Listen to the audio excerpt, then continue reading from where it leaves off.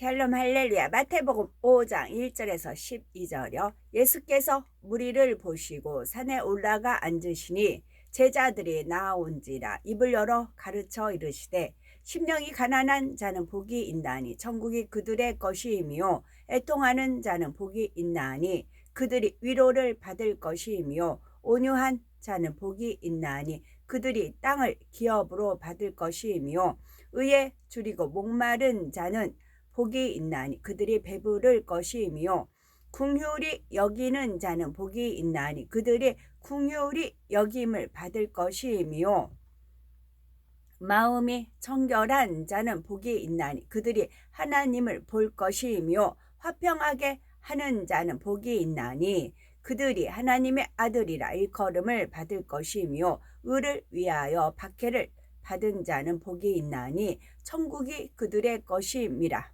나로 말미암아 너희를 욕하고 박해하고 거짓으로 너희를 거슬러 모든 악한 말을 할 때에는 너희에게 복이 있나니 기뻐하고 즐거워하라. 하늘에서 너희의 상이 큼이라. 너희 전에 있던 선지자들도 이같이 박해하였느니라. 긍휼히 여기는 자에게 임하는 축복입니다. 마태복음 5장 7절에 보면 긍휼히 여기는 자는 복이 있나니 저희가 긍휼히 여김을 받을 것이며 했습니다. 여기서 긍휼히 여긴다는 말의 문자적인 뜻은 가엾게 여긴다, 불쌍하게 생각한다 라는 뜻이지요. 그러면 하나님께서 말씀하시는 긍휼은 무엇일까요? 성령의 9가지 열매 중에 양선의 마음과 비슷합니다. 양선이란 다투지 아니하고 들레지도 아니하며 상한 갈대를 꺾지 아니하고 꺼져가는 심지를 끄지 아니하는 마음으로 바로 우리 주님의 마음이지요. 성령의 열매 중에 양선의 열매가 맺힘으로 양선이 행함으로 나타나는 것과 거기에 징계의 행함이 더해진 것이 바로 긍휼입니다.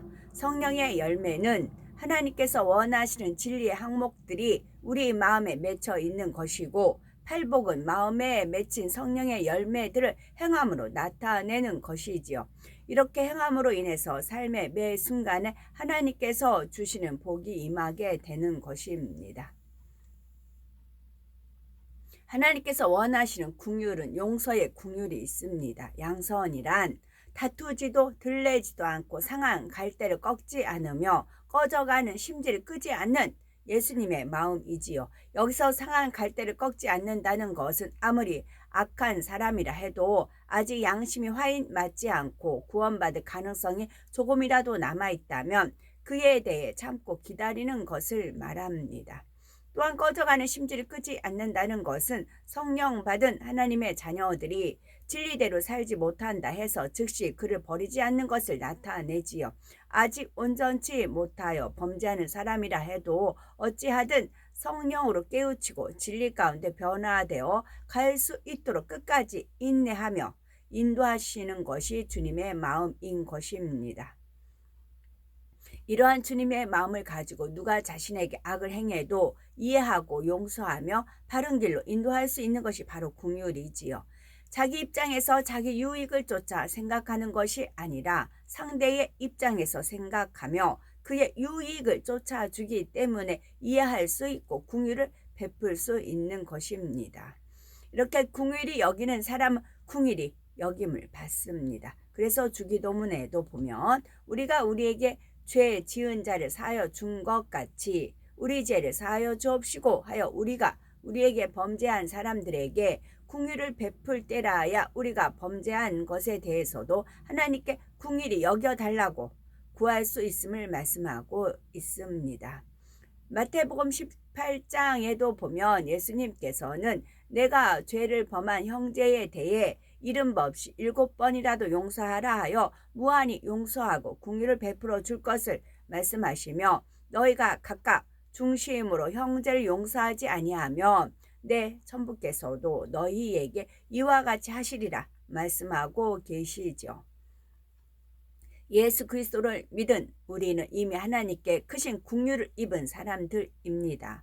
하나님께서 우리를 긍휼히 여기시고 모든 죄를 사해 주지 않으셨다면 우리는 지옥에 떨어져 세세토록 고통받아야만 했겠지요. 그러나 독생자 예수 그리스도를 믿음으로 말미암아 값없이 용서받고 구원을 얻었으니 우리도 마땅히 상대를 용서하고 긍휼히 여겨야 하는 것입니다.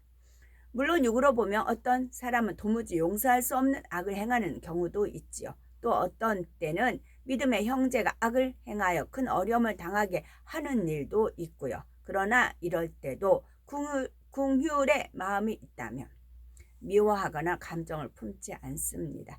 다만 하나님 앞에서 합당하지 않은 것을 돌이키도록 권면하고 진리로 변화되기까지 기도해 주어야 하는 것이지요. 하지만 상대의 허물을 말하고 권면할 때도 상대가 악을 행한 것이 내 틀과 의에 맞지 않으므로 불편한 가운데 찌르는 것은 사랑의 권면인 것처럼 포장해서는 안 됩니다. 또한 내가 높은 마음이 되어 상대를 가르치고 내 뜻대로 주관하려고 하는 것도 옳지 않고요. 참으로 상대의 입장을 이해하는 궁일 가운데 그를 위해 대신 죽어줄 수 있는 사랑의 마음으로 기도하며 권면해 주어야 하는 것입니다. 징계에 긍휼이 있습니다. 얼핏 생각하기에 용서와 징계는 아멘.